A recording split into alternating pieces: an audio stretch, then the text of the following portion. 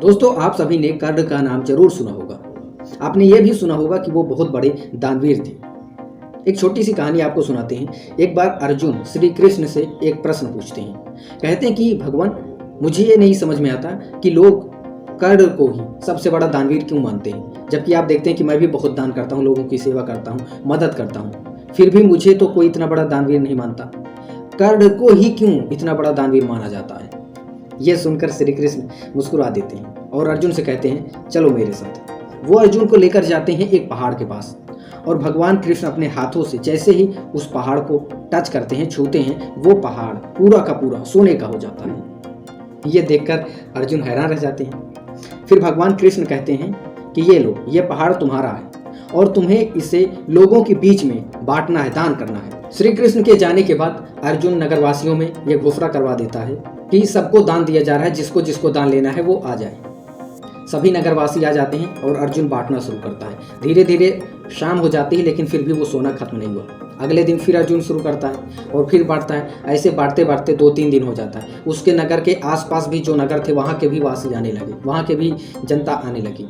धीरे धीरे बात और आसपास के नगर में फैलती गई। जहाँ जहाँ तक बात फैली, वहाँ उन सभी जगहों के नगरवासी आते गए और अर्जुन दान दिए जा रहा है, लेकिन सोना खत्म नहीं हो रहा है।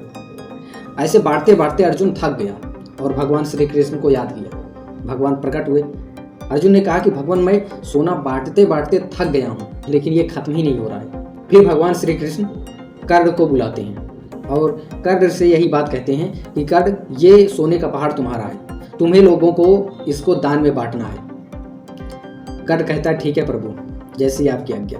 इसके बाद कर्ण नगरवासियों में ये घोषणा करवा देता है कि इस जगह पे सोने का दान मिल रहा है, जिसको जितना सोना लेना है आकर ले जाए। और इतना घोषणा करवा के वो वहाँ से चला जाता है। वो रुकता नहीं है वहाँ पे ये सुनने के लिए कि लोग आके उसकी प्रशंसा करें कि अरे वाह, कर्ण सोना बांट रहे हैं। उसके जाने के बाद भगवान श्री कृष्ण अर्जुन को बोलते हैं कि देखो, यही अंतर है तुम्हारे में और कर्ण में, इसीलिए कर्ण को इतना बड़ा दानवीर कहा जाता है। भगवान श्री कृष्ण ने कहा कि जब मैंने तुम्हें सोना बांटने के लिए कहा था, दान देने के लिए कहा था, तो तुम खुद यहाँ रुक कर दान दे रहे थे।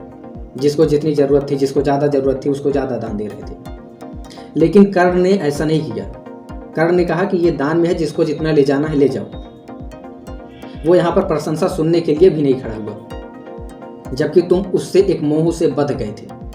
तुम जैसे जैसे लोगों को दान देते जा रहे थे, लोग तुम्हारी तारीफ कर रहे थे, प्रशंसा कर रहे थे, और तुम उसको सुनकर खुश हो रहे थे।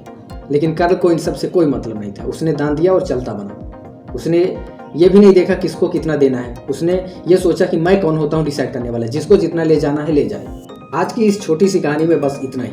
आपको क्या लगता है, क्या कर्ण सबसे बड़ा दानवीर था या नहीं? कमेंट करके जरूर बताइएगा। आपसे फिर मुलाकात होगी एक और नई कहानी में। तब तक के लिए जय हिंद, जय भारत।